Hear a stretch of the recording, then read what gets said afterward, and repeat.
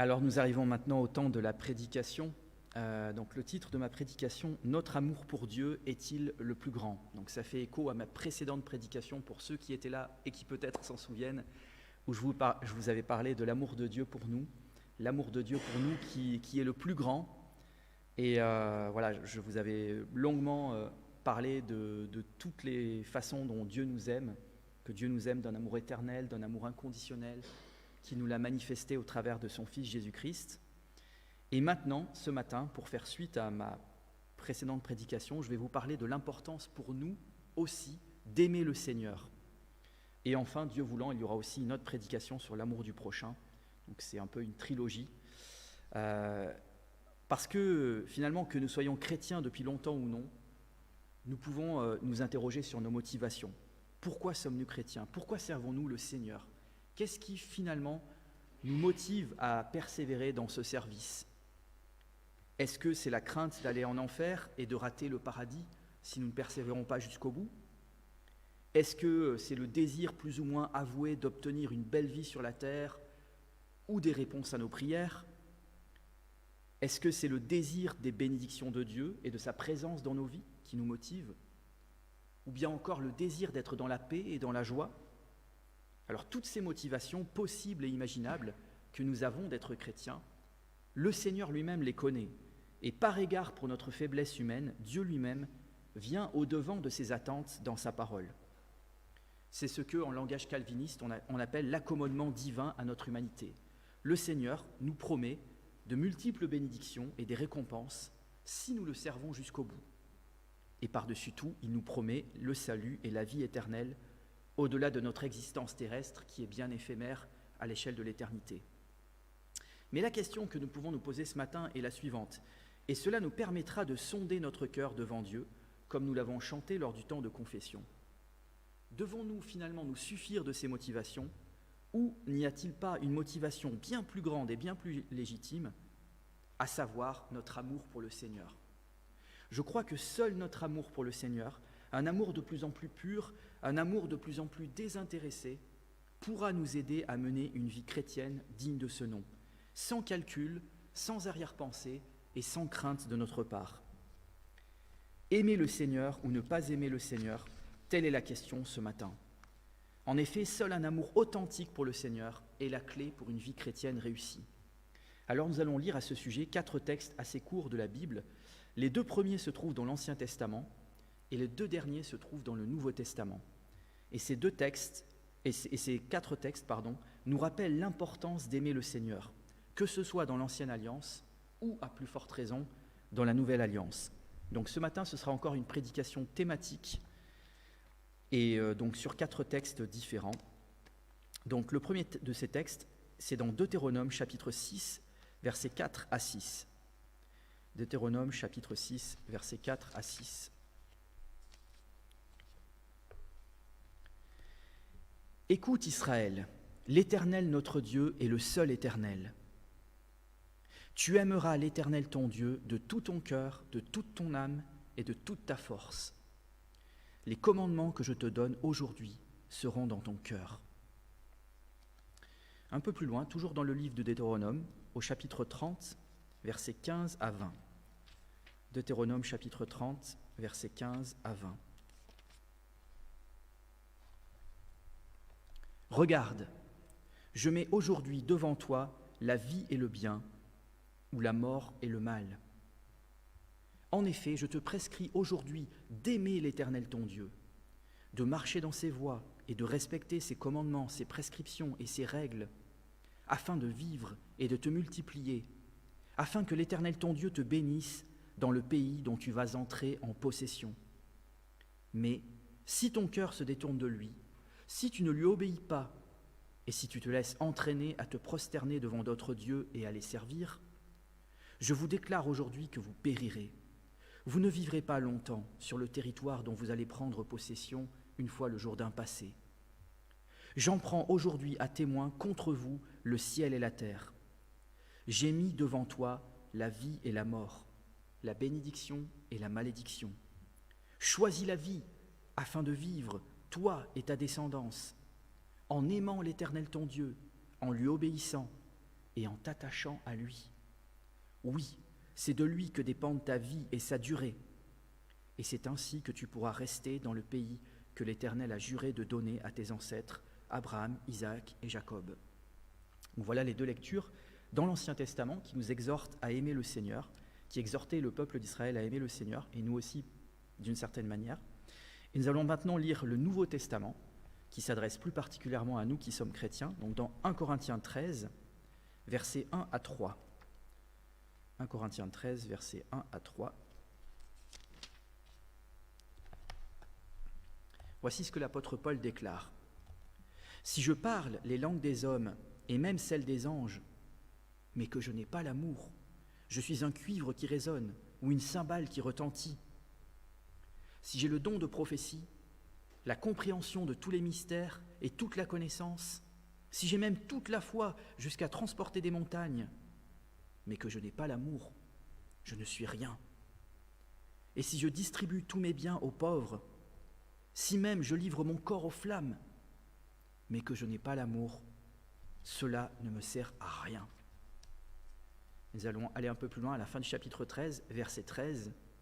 « Maintenant donc, ces trois choses demeurent, la foi, l'espérance et l'amour. Mais la plus grande des trois, c'est l'amour. » Et enfin, nous allons lire un dernier texte dans la première épître de Jean, au chapitre 4, versets 18 et 19. Jean qui était surnommé l'apôtre de l'amour. 1 Jean 4, versets 18 et 19. Il n'y a pas de crainte dans l'amour. Au contraire, l'amour parfait bannit la crainte, car la peur implique une punition. Celui qui éprouve de la peur n'est pas parfait dans l'amour. Quant à nous, nous l'aimons parce qu'il nous a aimés le premier. Jusqu'ici, la lecture de la parole de Dieu. Et je vais donc prier pour remettre cette prédication au Seigneur.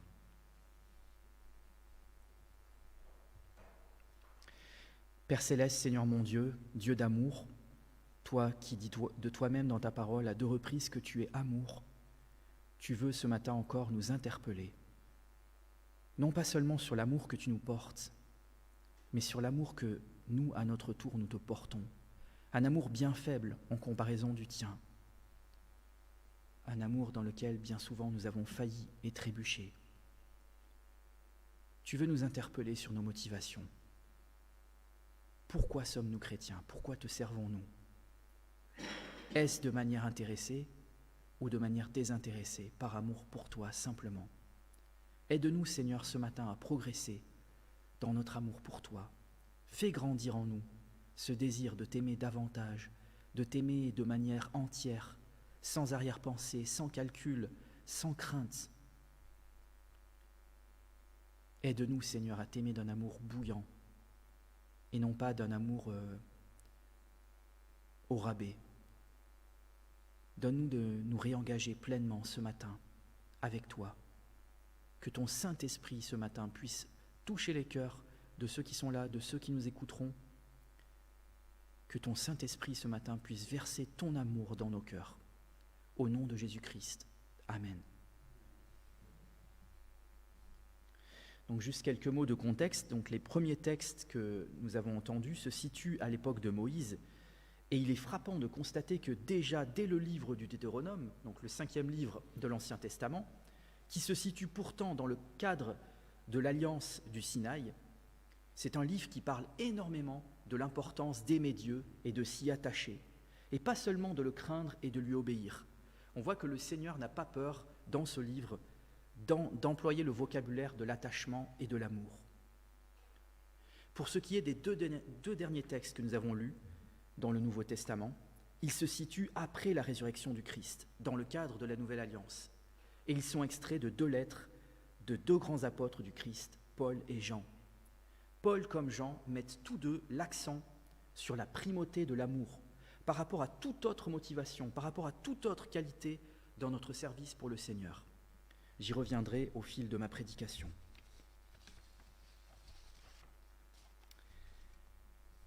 Finalement, si nous n'aimons pas le Seigneur, nous passons à côté du but de notre existence. D'ailleurs, c'est le sens du mot péché en hébreu, Le mot péché en hébreu veut dire manquer le but. Tout le monde adore quelqu'un ou quelque chose, car nous avons été créés par Dieu pour aimer et même pour adorer. Certains vont adorer des célébrités, d'autres vont adorer des footballeurs, d'autres vont adorer le chocolat, je ne sais pas, mais nous avons tous en nous ce désir d'adoration. Et nous l'avons chanté ce matin, « Je suis né pour te louer, je suis né pour t'adorer, je suis né pour t'aimer, pour glorifier ton nom, pour te dire merci en toutes circonstances. » Et c'est précisément le but de notre existence.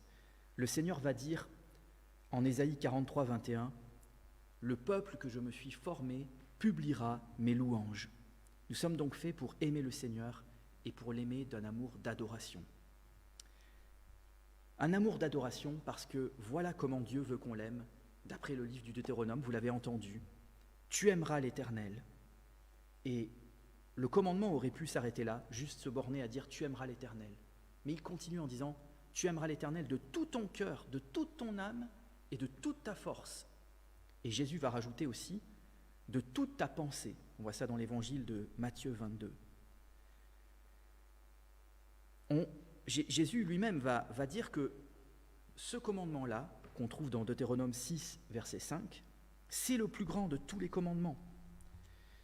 Et peut-être que dans une société humaniste comme la nôtre, c'est difficile pour nous de considérer que c'est le plus grand de tous les commandements, parce que nous mettons l'homme au centre. Pour nous, c'est aimer notre prochain qui est le commandement le plus important. Et c'est un commandement qui est très important, j'y reviendrai lors d'une autre prédication. Mais celui qui arrive en premier, c'est celui d'aimer Dieu. C'est-à-dire que Dieu doit être le centre de notre vie. Et on voit ici que c'est notre volonté, c'est notre intelligence, ce sont nos émotions, c'est notre corps qui doivent être mobilisés tout entier pour aimer le Seigneur. En somme, nous devons aimer le Seigneur de tout notre être. Vous avez entendu tout votre cœur, toute votre force, toute votre âme, toute votre pensée. On ne parle pas juste d'une partie de notre cœur qui appartiendrait à Dieu, non, c'est tout notre cœur que nous devons lui donner. C'est finalement un commandement qui appelle une décision de notre part. Ce ne sont pas que des émotions, sinon ce ne serait pas un commandement. Il dit bien « tu aimeras », c'est un ordre, c'est un impératif. C'est d'abord une décision. Si nous décidons d'aimer le Seigneur et que nous le prions pour qu'il nous donne cet amour pour lui qui ne nous est pas naturel, alors cette décision va se traduire ensuite par des émotions. Parce que Dieu a fait de nous non seulement des êtres décisionnels, mais aussi des êtres émotionnels. Nos émotions sont là pour aimer le Seigneur. De même que dans le mariage, pour ceux d'entre vous qui êtes mariés, vous vous êtes engagés à aimer quelqu'un pour la vie. De même, lorsque vous faites alliance avec Dieu, vous vous engagez à aimer Dieu pour la vie. Et le Seigneur se présente même dans l'Écriture comme celui qui veut être notre époux pour la vie et même pour toute l'éternité. Et le Seigneur veut que nous l'aimions de manière entière, pas à moitié. Comme je l'ai dit dans ma prière, Dieu ne veut pas d'un amour au rabais. Il veut que nous l'aimions d'un amour bouillant, pas d'un amour tiède, pas d'un amour low cost, à bas prix. Et vous savez que Jésus a dit qu'il vomira les tièdes de sa bouche, dans l'Apocalypse chapitre 3, verset 16. Dieu veut qu'on l'aime à la folie, comme il nous aime à la folie. Quand on lit par exemple le Cantique des Cantiques, chapitre 2, chapitre 5, qui nous parle bien sûr de l'histoire d'un couple, où on voit que l'épouse va dire de l'époux « Je suis malade d'amour pour lui ». Et en fait, le Cantique des Cantiques, c'est aussi la symbolique de notre relation avec Dieu, puisque Dieu est notre époux et nous sommes son épouse. Donc, le Seigneur veut que nous soyons malades d'amour pour lui. L'épouse du Cantique des Cantiques va dire, en parlant du Seigneur, « Toi que mon cœur aime ». C'est le cœur, c'est notre cœur qui doit être touché et qui doit aimer le Seigneur. Et le Seigneur veut qu'on l'aime, non seulement de manière verbale, mais aussi de manière concrète. Dire « je t'aime » à Dieu, c'est une très bonne chose, parce que nous voyons que David lui-même, dans le psaume 18, va dire « je t'aime, ô Éternel ». Donc faire des déclarations d'amour au Seigneur, c'est important, car il est notre époux, et lui-même nous fait des déclarations d'amour dans toute sa parole. Mais dire qu'on aime Dieu, cela ne suffit pas. Il ne faut pas l'aimer seulement verbalement, mais de toute sa force, comme on l'a entendu dans le commandement du Deutéronome. C'est pourquoi l'apôtre Jean va encore dire dans sa première épître, « Petits enfants, n'aimons pas en parole seulement, mais en acte et en vérité. Par là, nous saurons que nous sommes de la vérité et nous rassurerons notre cœur devant lui. » En d'autres termes, notre amour pour le Seigneur doit être sincère et se traduire par des actes et pas seulement par des paroles ou des déclarations d'intention. Finalement, pouvons nous demander, mais comment savoir si j'aime vraiment le Seigneur ? La réponse se trouve davantage dans nos actes que dans nos paroles. Cela passe en fait par l'obéissance à ses commandements. Jean va encore nous dire dans sa première épître, « Car l'amour de Dieu consiste à garder ses commandements, et ses commandements ne sont pas pénibles. » Pourquoi ces commandements ne sont pas pénibles ? Parce que nous l'aimons, et parce qu'il nous aime. On ne fait les choses bien qu'avec le cœur. Lorsque nous témoignons de l'amour à nos proches, nous ne nous forçons pas à leur témoigner de l'amour, mais nous le faisons parce que vraiment, notre amour est sincère envers eux. Jésus va déclarer que notre amour pour le Seigneur se traduit nécessairement par l'obéissance à ses commandements. Jésus va dire dans Jean 14, verset 15, « Si vous m'aimez, gardez mes commandements. » Dans Jean 14, 21, il va dire « Celui qui a mes commandements et qui les garde, c'est celui qui m'aime. Celui qui m'aime sera aimé de mon Père, et moi aussi je l'aimerai et je me ferai connaître à lui. » En d'autres termes, il y a comme un cercle vertueux. Pour connaître Dieu, il faut l'aimer.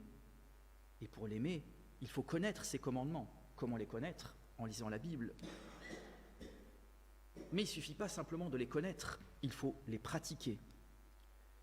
La pratique de ces commandements est la preuve qu'on le connaît vraiment et qu'on l'aime vraiment. C'est pourquoi Jésus va encore dire, vous voyez qu'il y insiste beaucoup, dans Jean 14, versets 23 et 24, Jésus va dire « Si quelqu'un m'aime, il gardera ma parole, et mon Père l'aimera, nous viendrons vers lui, et nous établirons domicile chez lui. Celui qui ne m'aime pas, va dire Jésus, ne garde pas mes paroles. » Donc vous voyez, Jésus est très clair et très spécifique sur le fait qu'on ne peut pas prétendre l'aimer sans garder ses commandements, sans quoi il s'agit d'un faux amour, comme l'amour d'un homme qui dirait « J'aime ma femme, mais je la bats tous les jours. » L'apôtre Jean va nous dire « Si quelqu'un dit « J'aime Dieu », mais qu'il déteste son frère, c'est un menteur. » Donc ne pas aimer son prochain, ça fait partie des désobéissances, et j'y reviendrai lors de ma prochaine prédication. C'est donc la pratique des commandements du Seigneur qui nous aide à demeurer, à persévérer, à habiter dans l'amour de Jésus. Jésus qui a été un modèle parfait pour nous en ce domaine comme en tous. Le Seigneur Jésus va nous dire « Demeurez dans mon amour, si vous gardez mes commandements, vous demeurerez dans mon amour. » Donc il n'y a pas d'autre voie que de mettre en pratique ce que le Seigneur nous dit pour demeurer dans l'amour du Seigneur. Le psaume 97 va nous dire « Vous qui aimez l'Éternel, haïssez le mal. » Donc on voit que l'amour de Dieu implique une haine. Pas la haine de qui que ce soit, bien évidemment, mais la haine du mal en nous, pas seulement chez les autres, mais d'abord en nous. Donc il y a un amour de Dieu qui implique une haine du péché. Je vous prends l'exemple de Salomon. Salomon, la Bible nous dit qu'il aimait l'Éternel, d'une certaine façon. Il est bien dit dans 1 Roi 3, Salomon aimait l'Éternel.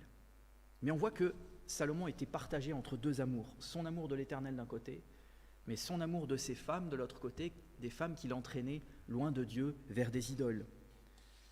Et on voit que Salomon a cessé à un moment donné de détester le mal, parce qu'à la longue, son amour pour l'Éternel était contrebalancé, contrecarré par son amour pour ses femmes. Et donc le livre des rois nous dit aussi, un peu plus loin, le roi Salomon aima beaucoup de femmes étrangères. Donc on voit que Salomon aimait l'Éternel, oui, mais pas d'un cœur entier.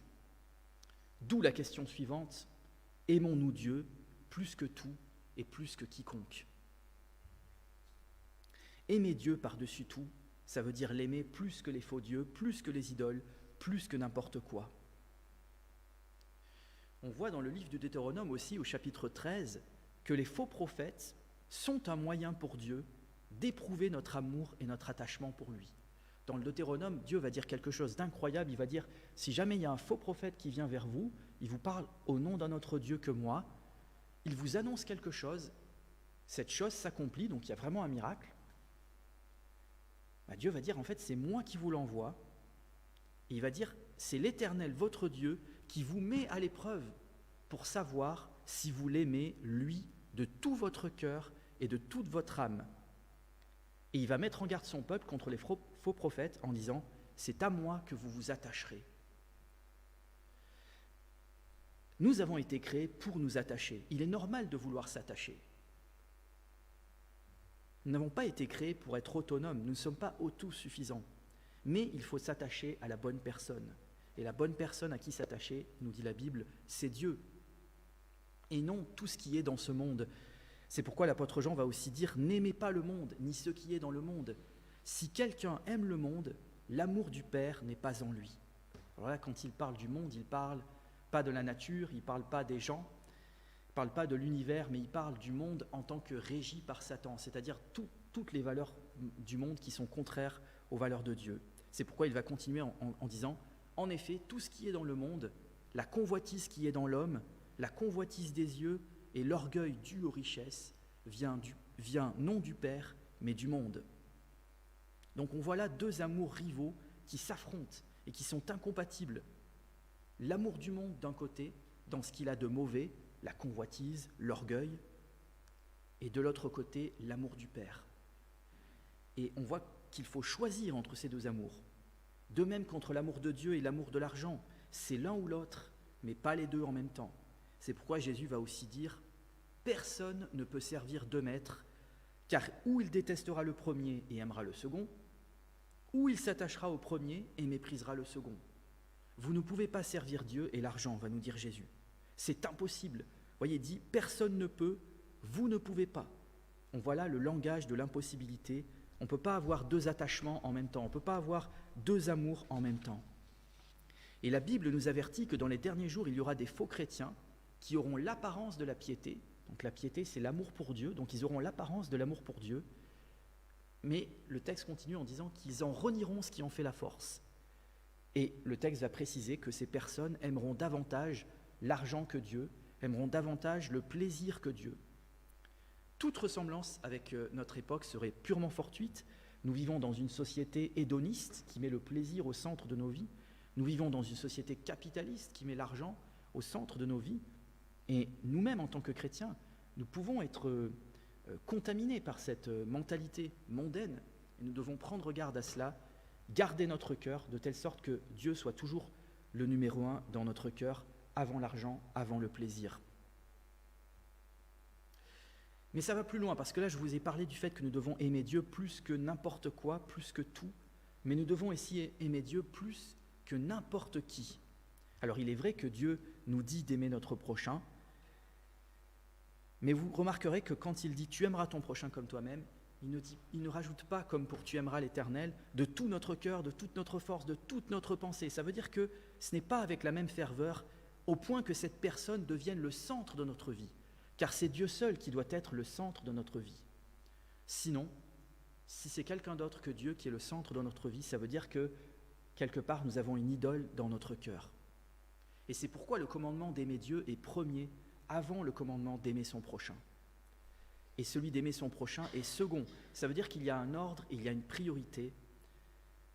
Parce que aujourd'hui, certains vont dire, mais finalement, pourquoi les athées iraient en enfer s'ils aiment leur prochain ? Mais il ne suffit pas juste d'aimer son prochain sans aimer Dieu. Parce que finalement, si on n'aime pas Dieu, on a violé le plus grand de tous les commandements. Et on est dans l'humanisme, c'est-à-dire qu'on met l'homme au centre et pas Dieu. Inversement, il existe une autre dérive dans laquelle je parlerai lors de ma prochaine prédication sur l'amour du prochain. On ne peut pas se dire chrétien, on ne peut pas dire qu'on aime Dieu et qu'on n'aime pas son prochain. Ce n'est pas possible. Mais voilà, il y a un ordre, il y a une priorité. On ne pourra pas véritablement aimer notre prochain si on n'aime pas Dieu d'abord. Dieu veut non seulement qu'on l'aime, mais il veut qu'on l'aime d'un amour spécifique, d'un amour d'adoration, d'un amour cultuel. Et le Deutéronome, justement, au chapitre 6, va dire « Tu n'adoreras que Dieu, et à lui seul tu rendras un culte ». Et cette phrase du Deutéronome va être reprise par Jésus lorsqu'il sera tenté par le diable qui va lui demander de se prosterner devant lui en échange de tous les royaumes du monde.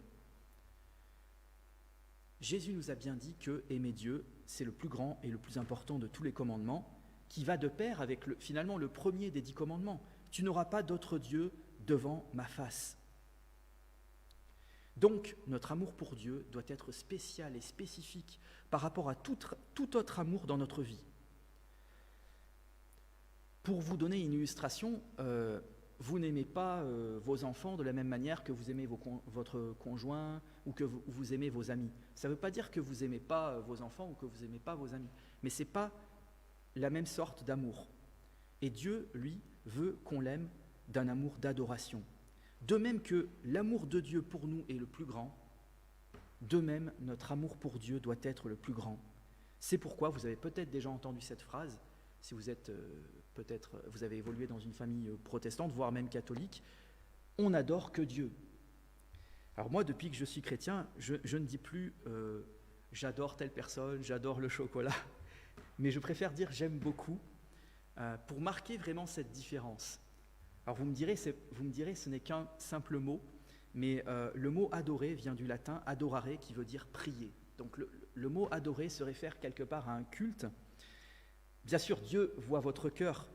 Il sait que quand vous dites j'adore telle chose, ce n'est pas forcément que vous l'adorez au même titre que Dieu, mais qu'on le veuille ou non, les mots ont un sens. Et Jésus nous a dit que nous serons jugés sur chacune de nos paroles. En tout cas, on voit dans l'Ancien Testament que Dieu va reprocher au prêtre Élie d'avoir préféré ses fils à lui. Alors il faut savoir que les fils du prêtre Élie faisaient n'importe quoi, donc c'était des prêtres de l'Éternel, mais qui couchaient avec des femmes, qui profitaient, qui abusaient de leur position pour coucher avec des femmes. On voit encore ce genre de scandale parfois dans l'Église avec des leaders chrétiens qui sont tombés. Et le prêtre Élie, il va reprendre ses fils verbalement, mais il ne va pas prendre de mesures disciplinaires contre eux, il ne va pas les exclure du sacerdoce, il ne va pas leur dire...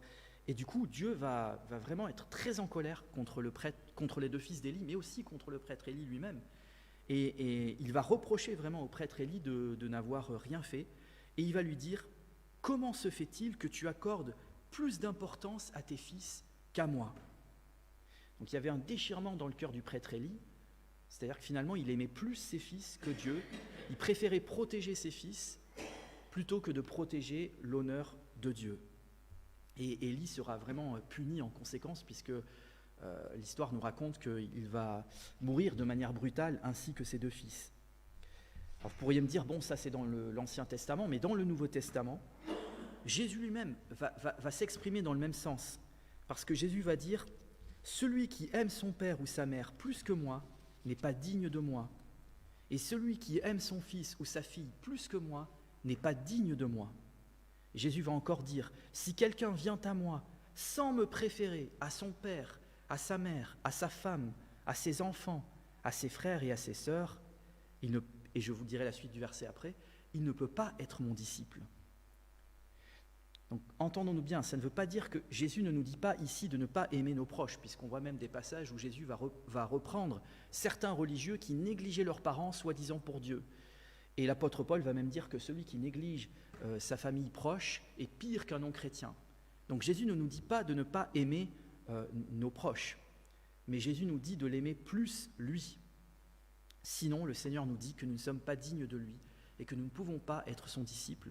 Pourquoi ? Parce que ce n'est pas lui qui est le centre de notre vie, mais ce sont d'autres personnes qui prennent la place qui lui est due. Alors l'aimer plus que n'importe qui, ça implique aussi nous-mêmes. Et c'est peut-être la partie la plus dure, c'est-à-dire que nous devons l'aimer plus que notre propre vie.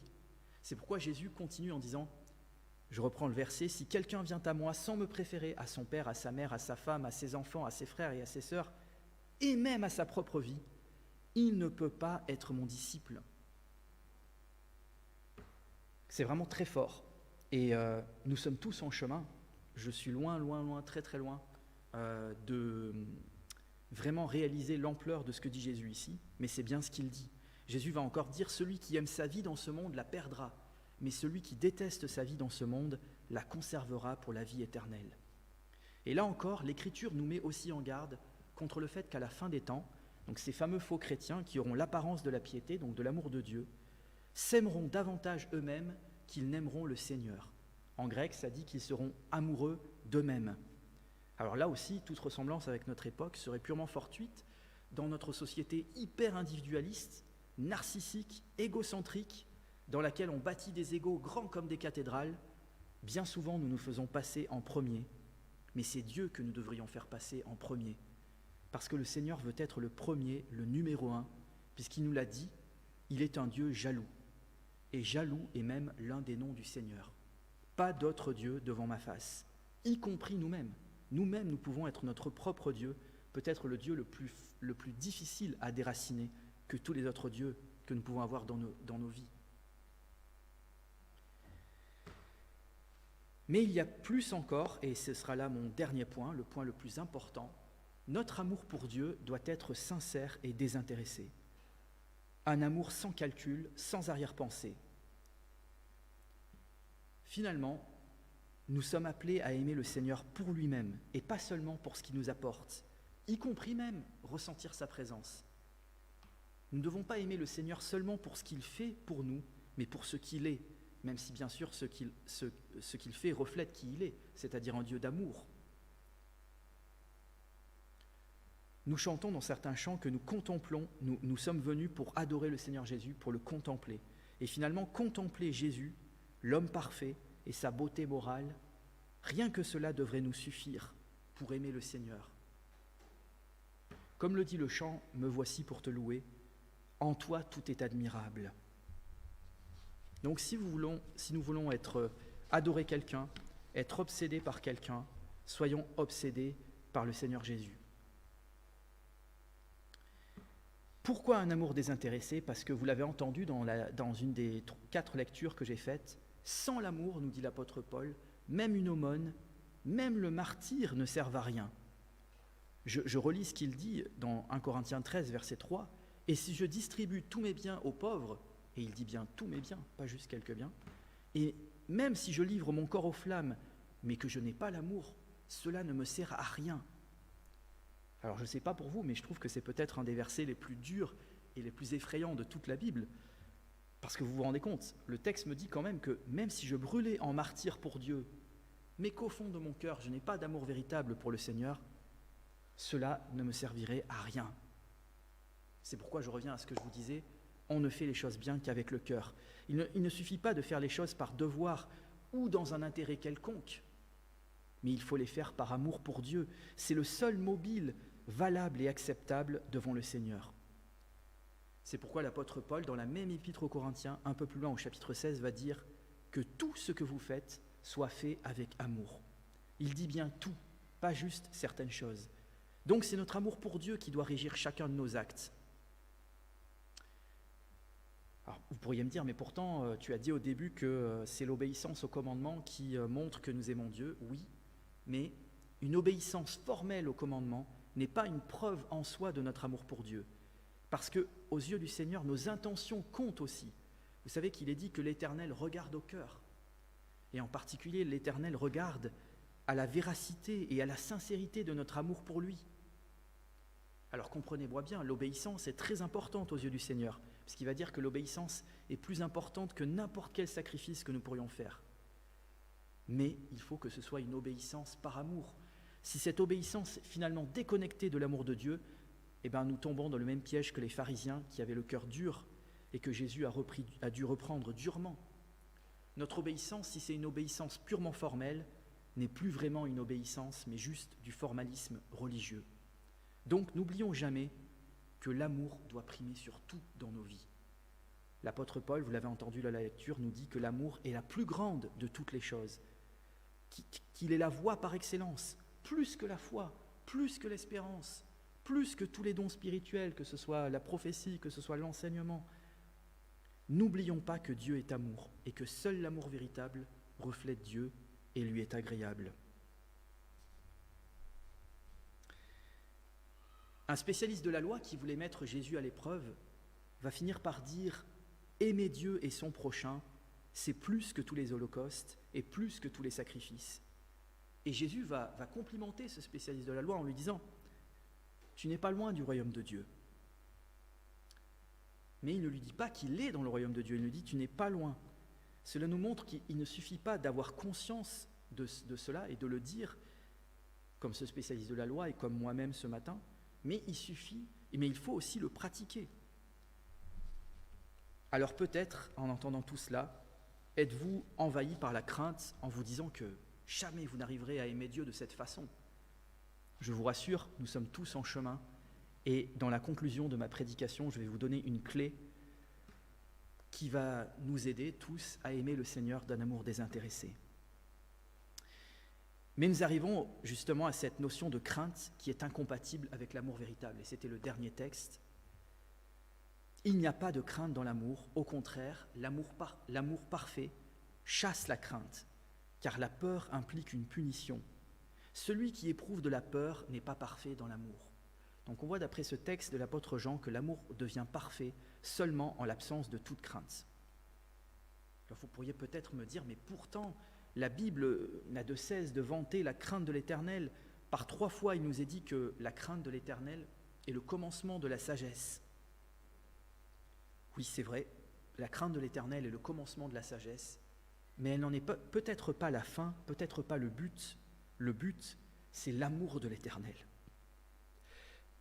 Je vous donne un exemple, vous pouvez craindre votre père, mais pas forcément l'aimer.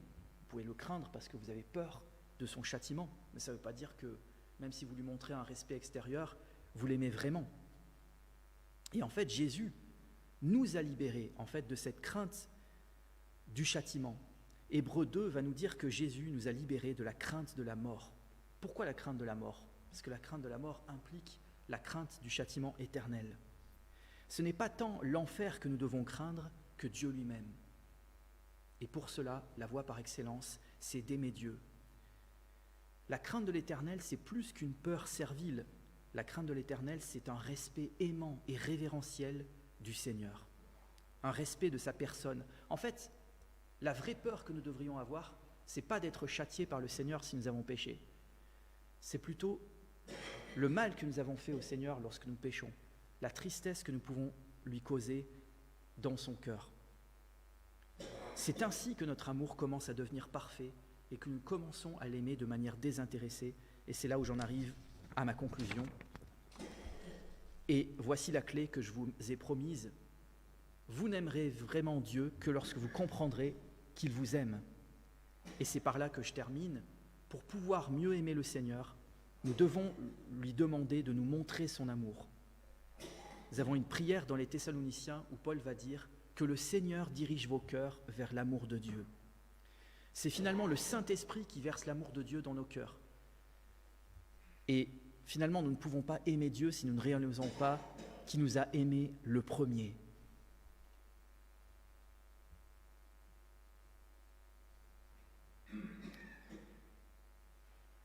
Les seules bonnes œuvres véritables que nous pouvons faire, c'est des œuvres faites par reconnaissance. Nous ne faisons pas des bonnes œuvres pour être sauvés, mais parce que nous avons été sauvés. Et ça change toute la donne. En fait, tout ce que nous faisons, nous devons le faire gratuitement, sans rien attendre en retour, simplement pour témoigner notre reconnaissance au Seigneur. Et je vous laisse avec une promesse du Seigneur pour ceux qui l'aiment. Voici ce que dit cette promesse, c'est dans Juges chapitre 5, verset 31, je trouve ce verset magnifique, et peut-être ça peut vous inspirer avec ce beau soleil. Ceux qui aiment l'Éternel sont pareils au soleil quand il paraît dans toute sa force. Ceux qui aiment l'Éternel sont pareils au soleil quand il paraît dans toute sa force. Juges 5, 31. Amen.